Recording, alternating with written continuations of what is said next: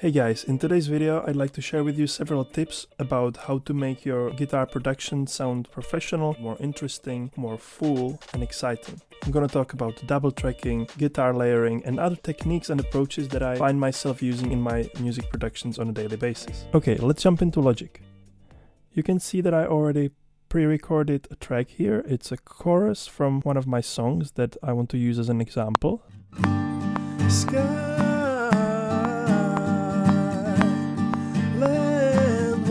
Sunlight, don't you forget about the love is all we need. I want to create like a wide, interesting guitar production around this simple track with just acoustic guitar in the middle. I like to approach it from two perspectives. The first one is color and the second one is rhythm. In terms of the color, I would start with just simple chords, perhaps just strum them through like this. Let's have it as a first take. 1, 2, 3, Sky, land, water, sunlight, don't you forget about the love is all we need. Let's listen. Sky. Now this sounds okay, but what I want to do now, I want to create another track and record the same part one more time. This is something called double tracking. I'm gonna try and play it as similarly as possible, but obviously there will be some differences. I'm gonna hit the strings differently, etc. It's going to create a bit more color and a bit more fullness. So let's do that now. Sky, land, water, sunlight, don't you forget about the love is all we need. Okay, now I have these two tracks, and what I would usually do next, I would hard pen them left and right. So I would go all the way left, all the way right. This is sort of a little magic trick. Sky, land, water, sunlight.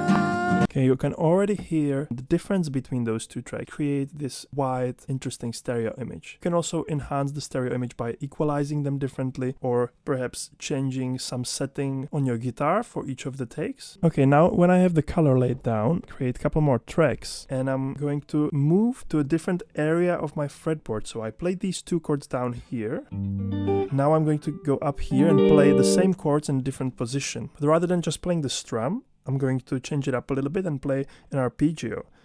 I'm going to play the chord note by note like this.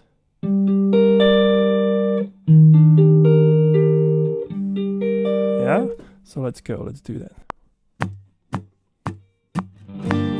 Sky, land, water, sunlight, don't you forget about the love is all we need. Again, double track it.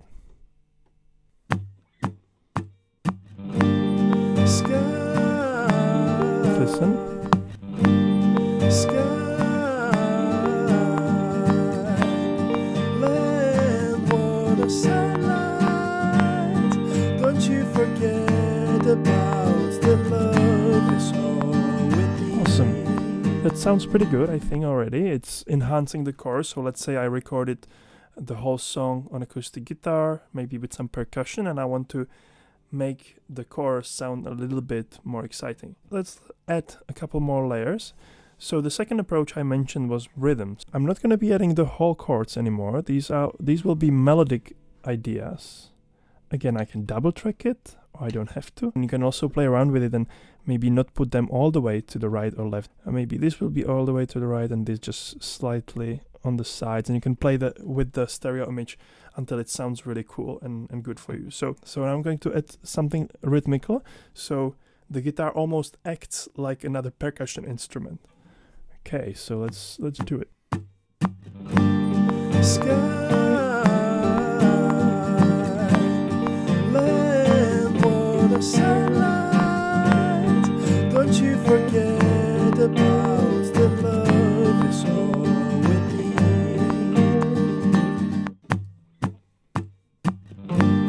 Sky,